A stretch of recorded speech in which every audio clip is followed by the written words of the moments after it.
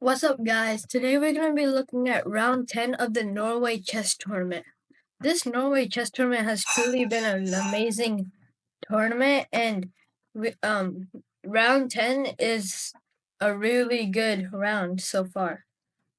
So, round 10 includes Hikaru versus Wei Yi, Gukesh versus Fabino, and Magnus versus Erigaisi. So we should have a good time with the round 10 since there's so many good players and there's so many good games. So let's get started. So we're looking at the Norway chess round 10 here. So in round 10, the first one that we're going to see here is Arjun Erigaisi versus Magnus Carlsen. So Arjun Erigaisi starts off with d4, then d5, which is the queen's pawns opening, since the pawn is in front of the queen instead of the normal king's pawns opening. Then Arjun Erigaisi tries to make Magnus Carlsen go into the queen's gambit.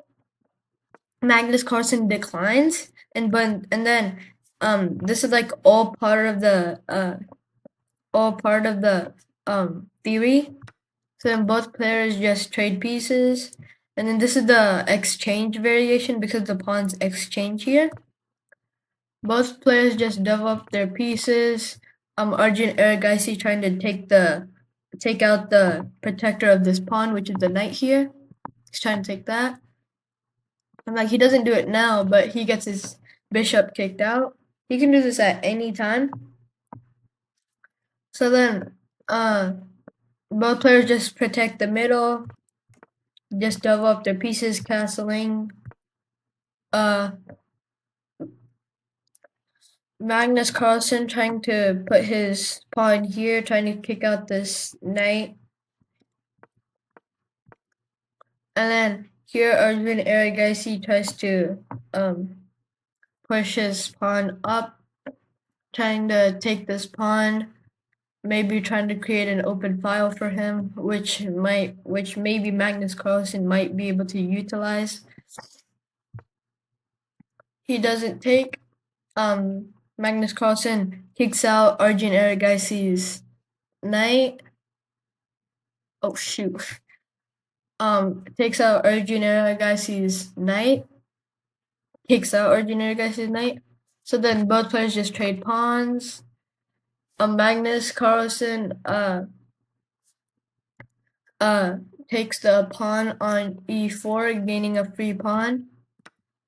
Because after both players just trade, because that's actually I don't know what's called the brilliant, but after you take it's already looking at this free bishop here. So then after take or something like that,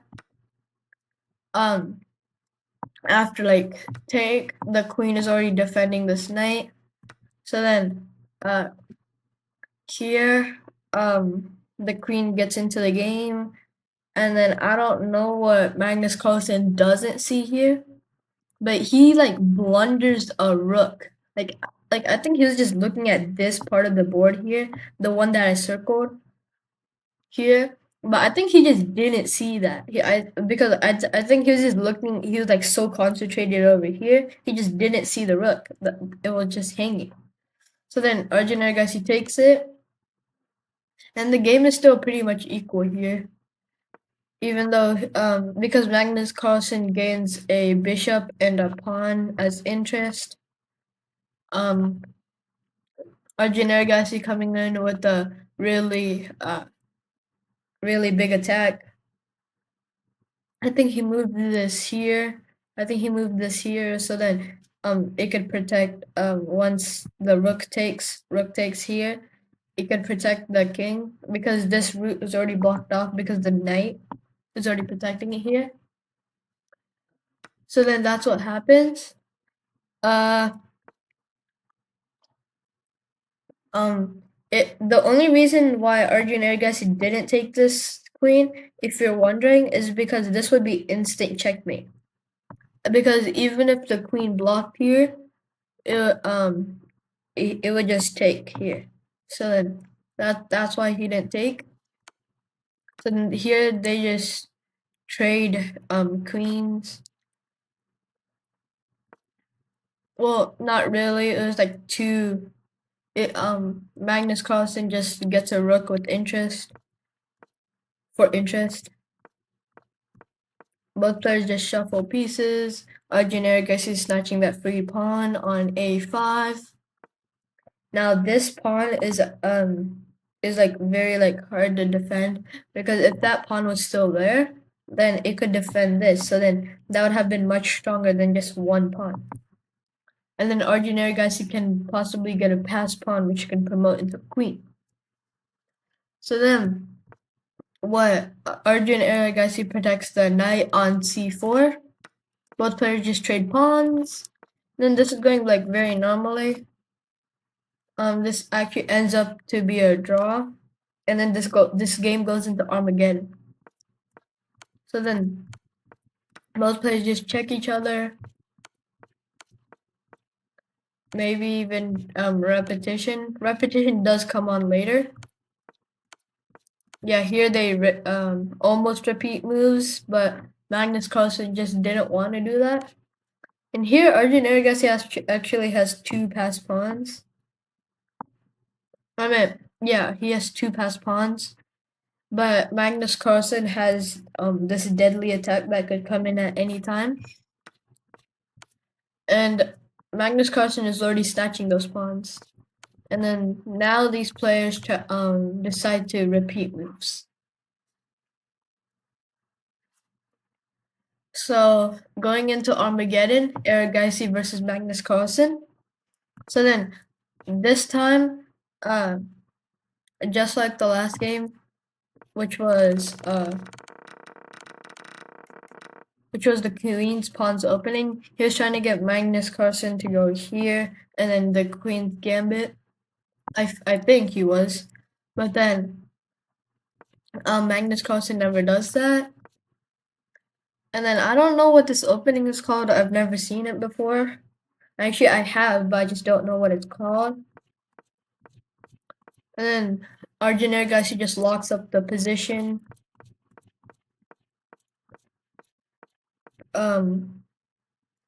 Magnus Carlsen coming in with these pawns, which look very like, which could possibly even trap Arjun Erigaisi's bishop with here.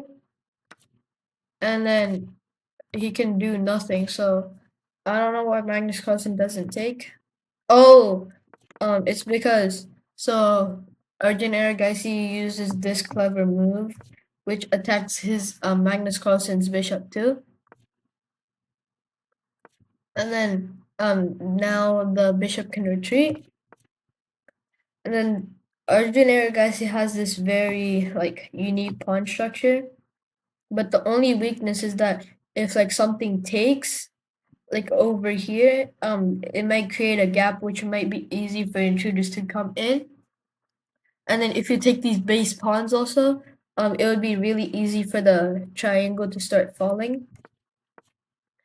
Now Arjun Erigaisi castles on the 18th move, which isn't very normal, but it's alright. Both players just shuffle pieces, back and forth, trading. And if you're wondering why this is a check, it's because since the pawn moved here, this is a discovered check. And then Arjun Erigaisi just blocks with the bishop, trading rooks and bishops here. And then here, I think this is where Magnus Carlsen makes a blunder. So the reason Arjun Erigaisi did this is because if the pawn takes, then it's alright. He can just snatch a free pawn over here. But if the king takes, it's a very big blunder, because once the king takes, everything goes bad, because now Arjun Erigaisi has so many more attacking opportunities, because after any move here, Arjun Erigaisi is almost guaranteed a checkmate, if not like yeah, I think he's guaranteed checkmate. As you can see, this is 19.1 here. Here I don't know why Magnus Carlsen does this. What I would have recommended was right here, blocking this move and also blocking this move. And then I think why Magnus Carlsen plays this is because he thought that this rook would have been blocked from this file right here. But then that doesn't really change anything because once the queen goes here, it's already occupying this entire file. And then the king can't escape anywhere because the knight is taking care of this, and then everything's just going bad. So then once the king moves, he's surrounded. Magnus Carlsen is surrounded because this is the knight, this is the queen that's like occupying this square, the pawn, the queen, the queen, and the queen. So then all you have to do is just check the king. So then that's what Arjun Erigaisi does. He checks the king and then he wins the Armageddon. But even though Arjun Erigaisi beats Magnus Carlsen, which is actually the second time Magnus Carlsen lost to an Indian player at this tournament, and this is the second time that he actually lost to a player. I think he lost to Wei Yi too, but yeah, Magnus Carlsen, um, yeah, whatever. So then, Magnus Carlsen loses, but he still comes out top on in the leaderboard for the Norway chess. So let's go into our next game. So this is Fabiano Caruana versus Gukesh Domaraju. So this game starts off with the king's pawns opening, and then it later goes on to the Italian game. And then this is called the Italian game because someone just named it the Italian game. So then the reason I drew this arrow is because Fabiano Caruana could have went here, pinning the horse to there, and then it could have made some trouble later on. So then both players just develop their pieces as normal. And then this double pawns are not really that bad since it's like protecting the king, but it's just in the end game that it can make more trouble since in the end game the king I mean since you have less pieces and the king is not on this side of the board anymore, those pawns are really not doing anything, and then Fabiano's pieces can easily just capture that free pawn, and then one extra pawn can lead to a big disadvantage for Gukesh later on. Both players just shuffle pieces. Yeah. Gukesh takes that free pawn. And then here Fabiano Caruana sacrifices his rook. Well, I think it's somewhere here. He sacrifices his rook. Yeah, here. He sacrifices his rook because after he takes, Fabiano can easily get. Oh shoot! No, not that. But Fabiano can easily get all of his pieces to that side of the board. So then I think what he does here is moving his rook here. Then queen goes here, and then it's like very easy for Fabiano to checkmate Gukesh here. See, all of his pieces are going to his king, and it's very hard to defend this position. Like, here's giving some more checks, and then the only thing that Gukesh has in this position is this passed pawn. And then Fabiano takes the free pawn, and here Gukesh makes a big blunder. Promoting to a queen in this position is actually not a good move because here the knights can just fork. I mean, no, like later on, after queen takes, king takes, the knight just forks the pieces, which is why Gukesh resigns the game. But if he does it later on after he takes, then no, I think it's the queen takes. Then he can force a draw in this position because after all of this, after like the queen moves to some other position, and then he can't move. The queen can't move in any of these two places. So the queen might go over here, or no. Yeah. After he takes, the queen can't really do anything. If he snatches this free rook, it's a draw. Since after this, after oh shoot, wait, I forgot. After he takes here, I forgot the seek. Wait, I think so. After he takes, and then he takes here, then block, then he can go over, and then he can just protect this promoting square pretty easily. So then it would just be an overall draw because then Gukesh can, after the queen takes, he can just do something. He can make it a draw by doing the repetition. So overall Gukesh loses this, and that's why he comes out in, I'm pretty sure in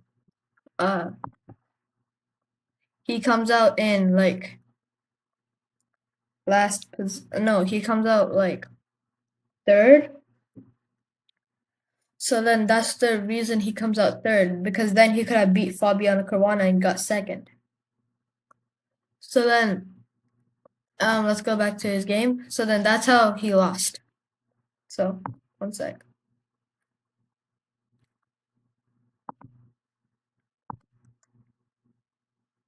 Yeah. Yeah. I think this is the one, yeah. Okay. So then now let's go to Wei Yi versus Magnus Carlsen. So this game is actually pretty surprising because this game goes into what am I saying? Wei Yi versus Hikaru Nakamura. So this thing goes into King's Pawns opening. And then this is the Italian game, but it's the two knights this time, not the normal Italian. And then both players just develop pieces. Like this is all like normal. And as you can see, this pawn structure, like this is very common for grandmasters. So then both players just develop pieces, centralizing their rooks. And then both players overall do a good job here. Just trading pawns. Now Hikaru gets this open file, which later gets blocked by the knight and later the pawn. But Hikaru just takes care of that pawn by taking it. And Wei Yi looks like he can maybe mount some counteroffensive, but he just doesn't have the pieces right now. And this is like a pretty good move. I'm pretty sure. After some time, he does like a really good move. Yeah, here he sacrifices the rook to make it a draw. So after Hikaru takes, and then Wei Yi takes, he has to move over here. Then after check, it's here. Then after check again, it's like a repetition. There's nothing else you can do because this is blocked by the pawn. And then every single time this is blocked by the queen every time that the queen goes here. So this has to be repetition. This is forced repetition. So this is like really good for Wei Yi. So then we go into Armageddon. So then in this Armageddon, we start off with e4, e5, once again the king's pawns opening. You don't really need to know the name for the opening, but you just need to know like how to play it.